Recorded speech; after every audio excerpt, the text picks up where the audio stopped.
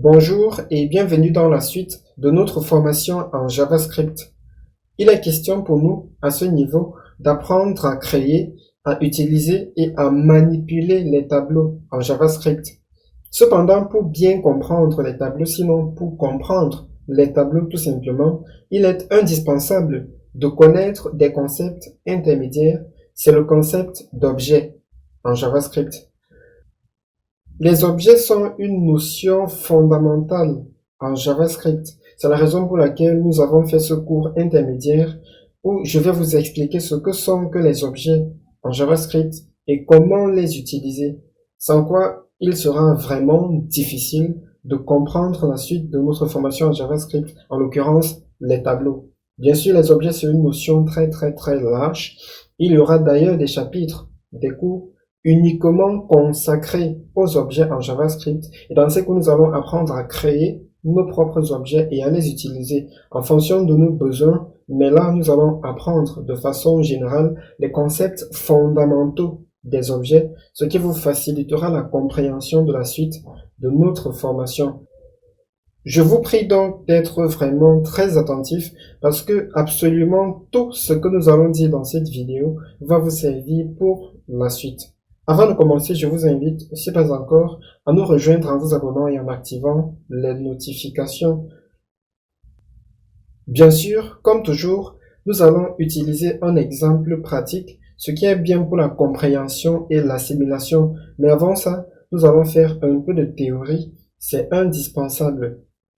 Eh bien, en programmation, il existe ce qu'on appelle des paradigmes de programmation. Un paradigme de programmation, c'est un peu comme une philosophie de programmation. C'est le style qu'on utilise dans un langage de programmation. Il existe plusieurs paradigmes de programmation. Il y a par exemple la programmation structurelle. C'est le cas par exemple en langage C.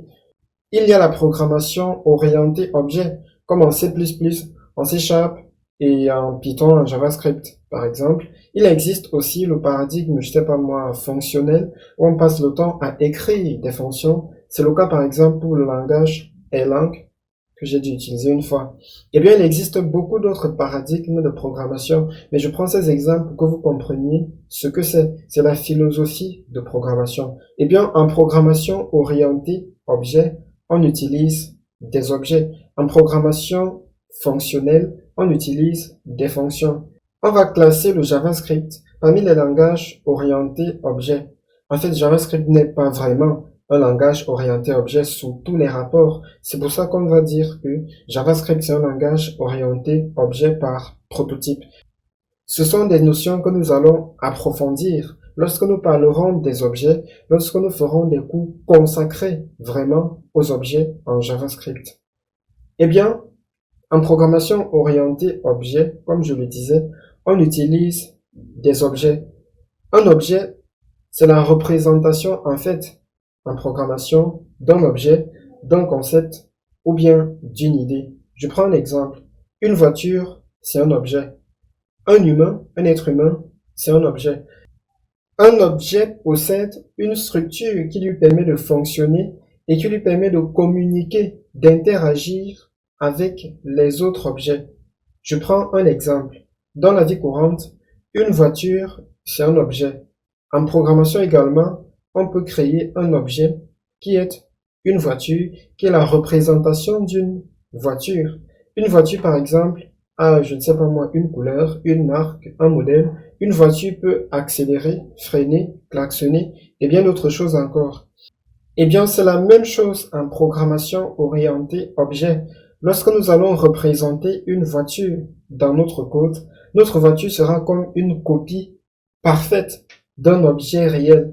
Notre voiture aura donc des caractéristiques telles qu'une couleur, telle qu'une marque, tel qu'un modèle. Notre voiture aura des fonctions telles que avancer, klaxonner et tout ce que vous voulez. Tout objet possède trois types d'informations. Le premier type, c'est un constructeur. Le constructeur, c'est le code qui est exécuté à l'utilisation d'un nouvel objet. Généralement, on utilise ce code pour initialiser les propriétés de l'objet. Pour un être humain, c'est là par exemple qu'on va dire que c'est un asiatique. il a les cheveux, je sais pas moi, roux, les yeux marrons et tout ce que vous voulez. C'est dans le constructeur que tout cela se fait. Le deuxième type d'information, eh bien, ce sont les propriétés, ce sont les caractéristiques. Pour une voiture, une propriété, c'est par exemple la couleur, c'est par exemple la marque, c'est par exemple le modèle. Pour un être humain, une propriété ou caractéristique, c'est par exemple la couleur des cheveux, la couleur des yeux, c'est par exemple la nationalité et toutes les autres caractéristiques des humains. Eh bien, en programmation, on va représenter ces informations, ces caractéristiques dans des variables au sein de l'objet. Ce sont ces variables qui vont être appelées propriétés ou attributs de l'objet. Pour une voiture, par exemple, pour un objet voiture, on va par exemple créer une variable couleur qui contiendra la couleur de la voiture. On va créer une variable modèle dont la valeur sera le modèle de la voiture en question. Tout cela est appelé propriété ou attribut de l'objet et correspondent aux caractéristiques de l'objet. Vient ensuite le troisième type d'information, il s'agit des méthodes. Pour un objet dans la vie réelle, il s'agit des actions qui peuvent être effectuées par l'objet ou bien sur l'objet. Eh bien, en programmation, ces actions sont appelées méthodes et correspondent aux fonctions qui sont dans les objets. On va donc, pour chaque action que peut effectuer l'objet, ou bien qui peut être effectuée sur l'objet, on va créer une fonction. Et cette fonction, dans cette fonction, en fait, nous allons définir la suite des actions à effectuer. Et ces fonctions seront propres aux objets. Et c'est pour ça qu'on va les appeler non pas des fonctions, mais des méthodes. Parce que ce sont des fonctions qui sont dans un objet. Ce sont des fonctions qui appartiennent à ces objets. On va voir pour un objet comment accéder à ces différentes informations et pour certaines informations telles que les attributs, comment les mettre à jour. Généralement, les méthodes vont servir pour un objet à interagir avec les autres objets ou bien à manipuler l'objet même. Manipuler l'objet, ça peut être par exemple mettre à jour certains attributs de l'objet. Ça peut être, je sais pas moi, pour une voiture, changer la couleur, on s'était trompé, changer le modèle ou bien changer la couleur parce qu'on a repeint la voiture et tout ce que vous voulez. Pour cela, pour ces manipulations sur l'objet et pour faire communiquer l'objet avec les autres objets, on utilise des méthodes. Ce sont, je le répète, des fonctions au sein de l'objet. Très bientôt, lorsque nous aborderons les chapitres consacrés vraiment aux objets intensifs sur les objets, nous apprendrons à créer nos propres objets et à les manipuler. Mais pour l'instant, vous comprenez les concepts généraux sur les objets. Et d'ailleurs, tout de suite, nous allons passer à un peu de pratique. Et ces concepts généraux vont vous permettre de comprendre les tableaux. Vous verrez de quoi je parle quand on va y arriver. Eh bien, en JavaScript, il existe des objets natifs.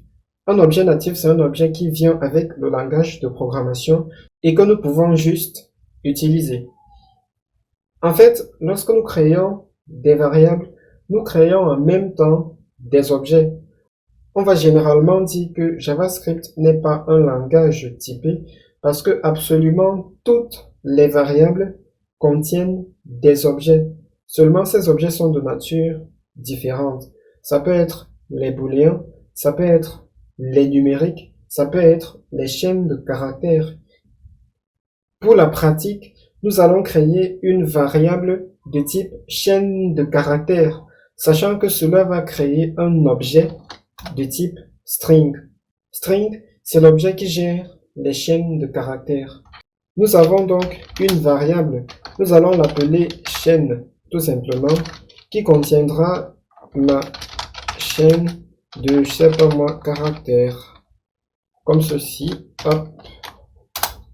Notre variable chaîne est donc un objet de type string, string comme ceci, donc avec S majuscule.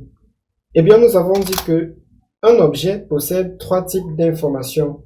D'abord, un constructeur qui généralement est utilisé pour initialiser les propriétés de l'objet. C'est le code qui est exécuté à chaque fois que nous utilisons un nouvel objet.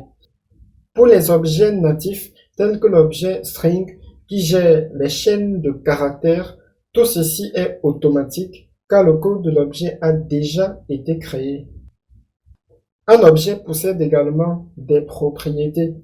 Eh bien, une chaîne de caractères possède une propriété qui correspond au nombre de caractères de la chaîne en question. Cette propriété, c'est la propriété length. Nous allons donc, dans notre exemple, afficher le nombre de caractères de notre chaîne. Pour accéder à une propriété d'un objet, on utilise la notation pointée.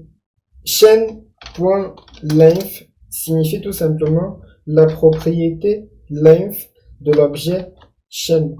On va donc actualiser, voir ce que ça nous donne.